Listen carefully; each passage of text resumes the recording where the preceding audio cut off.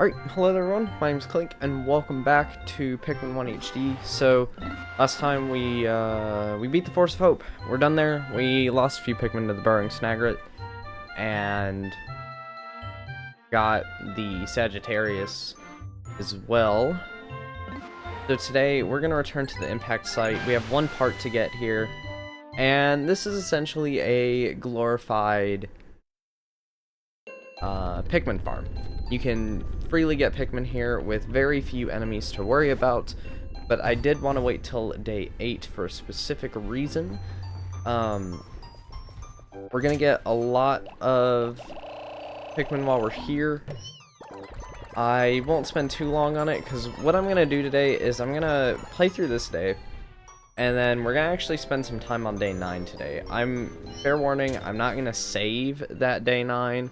Upon finishing what I want to show on it, I'm going to exit the game after I stop the recording, and we're gonna do day 9 tomorrow truly, but I just want to show something that is here just to show its existence. So that is a fair warning on that. So the first thing that we're gonna meet is the iridescent flint beetle. You can throw Pikmin at it to get it to drop pellets and nectar, should you need it, which we have some, just a few that might want it, or not. I thought it was some reds that I saw. You don't need to worry about him too much. He's not too helpful. What we are going to get is, we can always get a couple more bomb rocks. We are going to need those to break a wall. But coming up, we have the reason I actually wanted to come here on day 8, and that is going to be the mini bosses that can show up here. So one of them is going to show up on day 8 for the first time, and will show up on even numbered days until the end of the game. That is this guy right here. This is the Mamuta, and if you've seen the new Pikmin 4 trailer and you know Pikmin, this guy looks a little fuzzy in his new design. Apparently he's fuzzy in these games, but just because it's an old game, it's hard to tell. So, he is not lethal at all. He will not kill your Pikmin. What he will do is slam them into the ground. If your Pikmin are not flowered, he will flower them for you. Simple as that.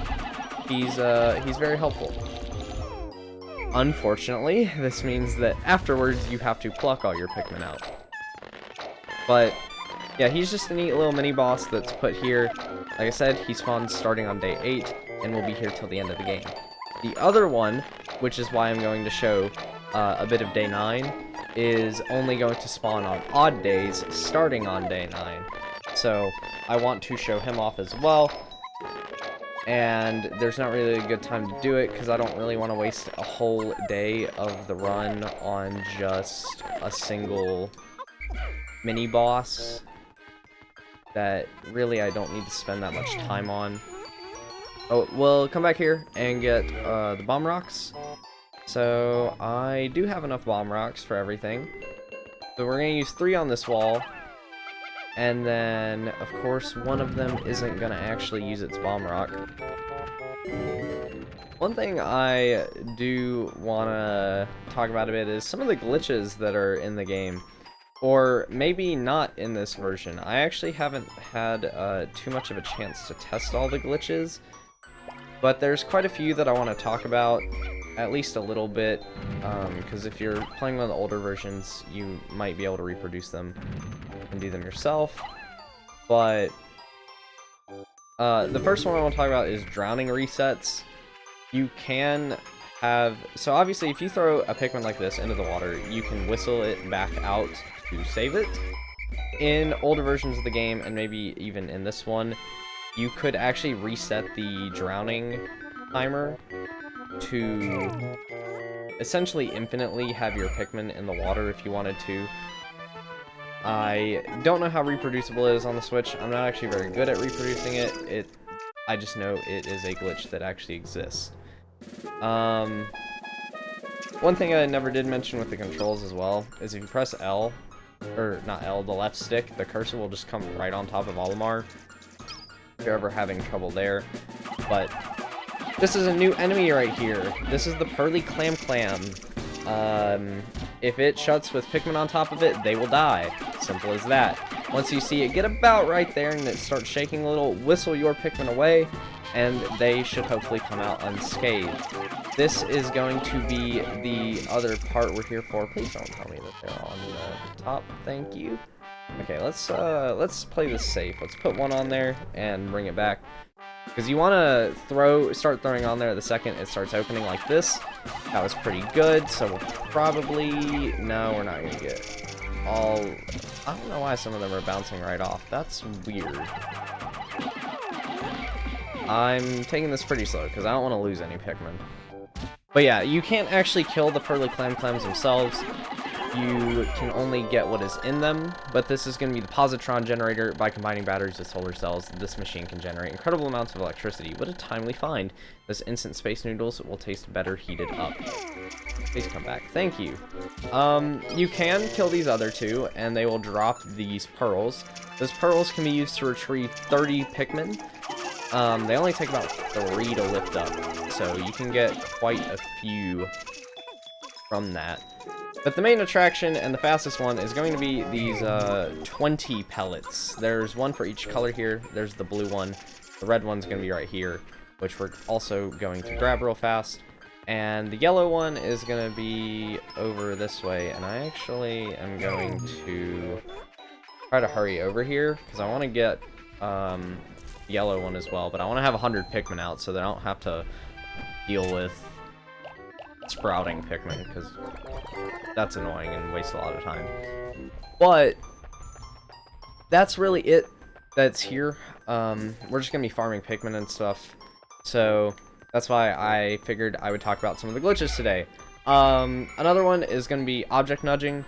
You can do this with some parts in the forest naval part, or not the forest naval part, the part 5, which I'll talk about in a second. Because this is the positron generator. This light generator is so powerful that if you approach it carelessly, you'll get an electric shock. I have now recovered 19 out of 30 parts. If I can find just 10 more, I should be able to increase my ship's capabilities. So, with object nudging, you would have Olimar laid down, which for some reason... Ah, there it is! Yeah, do I seriously still not have 20? Okay, let's go get some more. So what you can do is have your Pikmin be really weird. If you press and hold the right stick on this Switch version, you can have your Pikmin carry Olimar back to an onion. And it serves no purpose, but you can do it. That's about it. I don't know why they put it in the game, but they did. And it's here. So, if you ever wanted to do that, there you go.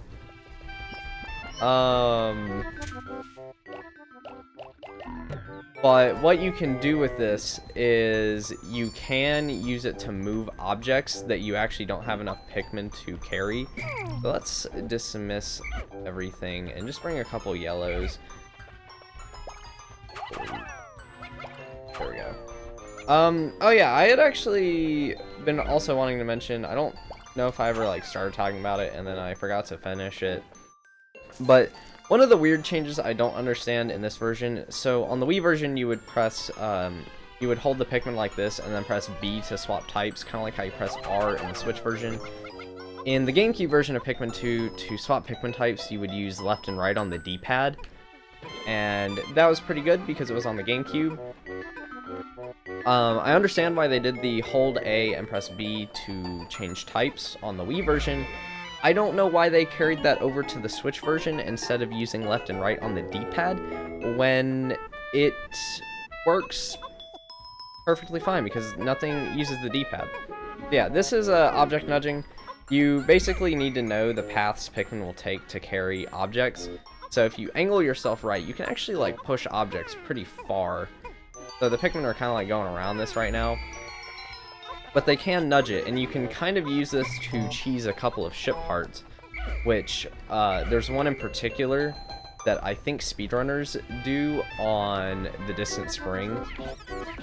because it is so much faster than the bridges you have to build to actually get it.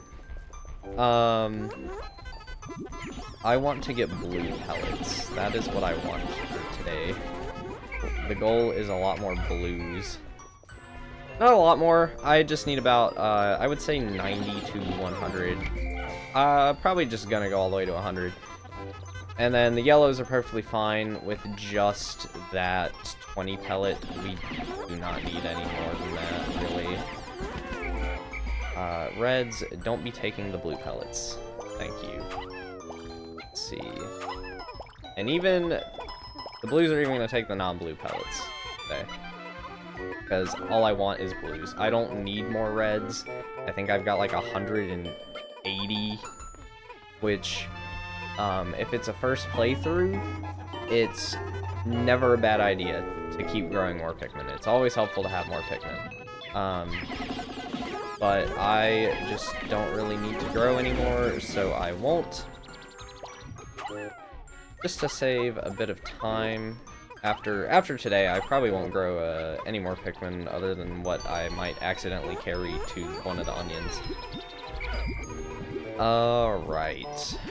And then let's try to get some Pikmin flowered up right here. And that's pretty much all that we're gonna do here. I think I have more than enough blues. Wait, actually, these blue pellets are on the ground. I might as well get them.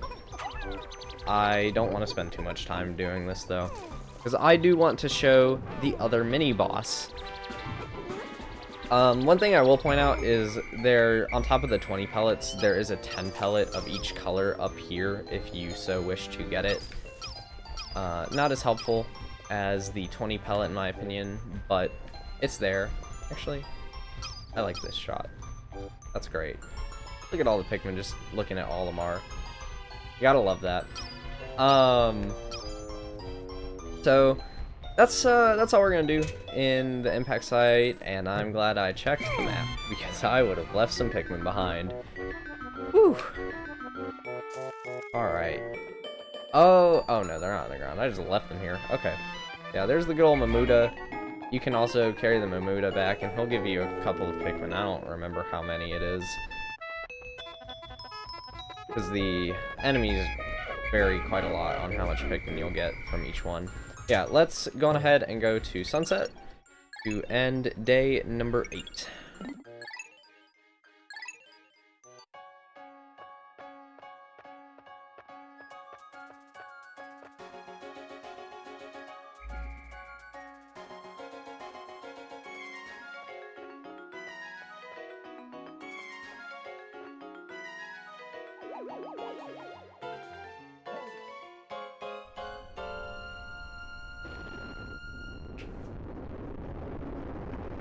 Alright, and that Bulborb that came out of nowhere, because there are no Bulborbs on this stage, he gets no food.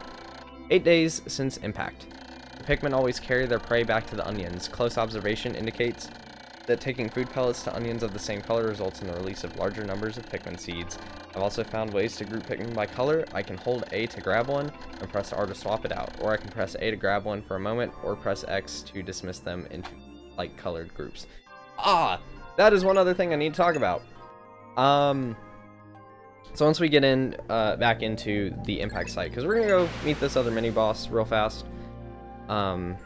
This won't take too long, and then that'll really be all we'll do today. But one thing I did want to show is that you can actually swap between different tiers of Pikmin, between leaf, bud, and flower Pikmin. I also haven't really talked about bud Pikmin. They're kind of just the middle stage between leaf and flower. They're a little bit faster than leaves, but not as fast as flowers. As you can see, here's a little bud Pikmin right here. But if in the Switch version, if you press and hold A and then press X, as you can see, I'm now holding a bud, I'm now holding a leaf, and a flower. So yeah, you can do that if you so wish or need to. Because sometimes you might not want to use up your flowers. Although, I don't really think it's that helpful in Pikmin 1, because Olimar grabs Pikmin that are near him. Oh wow, I still don't even have 100 blues. Okay, that's fine. don't need that many. So I am going to kill this other mini boss real fast. So yeah, like I said, it starts spawning on day 9 and will show up on odd numbered days. Once you feel ready to fight it, if you so wish, you can. There's not too much of a reason to do it, but it's here as just a cool little thing. Yeah, it's not going to show up at first, but it will once you get close. So this is the Gulix. It's a water-based enemy, and basically you want to hit this pearl looking thing in the back. It'll do a little bit of damage. You can throw your Pikmin onto it if you want, or you can throw them onto this little sponge looking thing and bounce it into the pearl orb thing. Once he stretches out a bit more, like right here, oh, I'm a little too late. Like, I can keep hitting it back into the orb and it'll damage him. If you time it right, you can take out the majority of his health bar in a single go. And then, this is the only Gulix in the game. And I'm actually trying to remember if a Gulix ever shows up again in the series. Why won't you... There we go. They also, it also sends the Pikmin themselves launching back, which is quite interesting. There we go. I got the real hit. So yeah, that'll kill the Gulix. He doesn't drop a corpse or anything. He just drops 20 Pikmin altogether, 4 or 5 pellets. But yeah, that's really all we can do here. So what I'll do is just click continue from our previous save, and I can continue the file from right here, day 9. And that's really gonna do it for today. I will see you guys next time, where we will finally begin the final large area of the game, the Distant Spring. Bye-bye.